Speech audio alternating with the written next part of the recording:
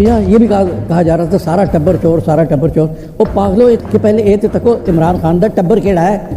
تو کلا بندہ یار، ایک تنہا آدمی جس نے ان کو آگے لگایا ہوا ہے، اور ٹبر سارا تو ان کا چور ہے. اگر میاں نواز شریف، شہباز شریف، حمزہ شریف، حسن، حسین، کون جس کا نام لیں چور، مریم چور، کون بچتا ہے ان کا؟ پورا ٹبر تو یہ چوروں کا ہے. اور چور دوسروں کو کہتے ہیں. عمران خان کو چور کہہ رہی تھی.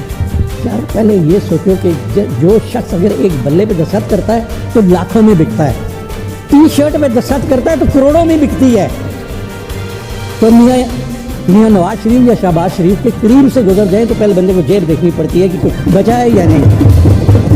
یہ کس کے متعلق باتیں کر رہے تھے؟ میں ان کو سے یہ بھی کہنا چاہتا ہوں، ان کی قیادت جو ہے اس کی حوث دیکھیں، رجنتے ہی نہیں آتے، ان کا پیٹ ہی نہیں بھرتا.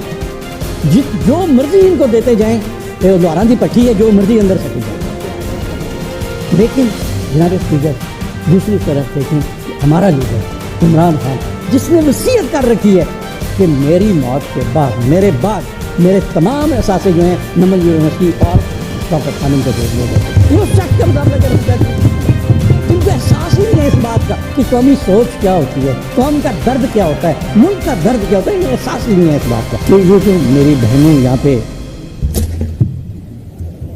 چور چور کے نعرے مار رہی تھی نا، یقین کیجئے اگر ان کو ذاتی حیثیت میں دیکھا جائے نا تو ان جیسی لاکھوں میری مائیں بہنیں عمران خان کے ساتھ ایک تصویر لینے کے لیے ترستی ہیں،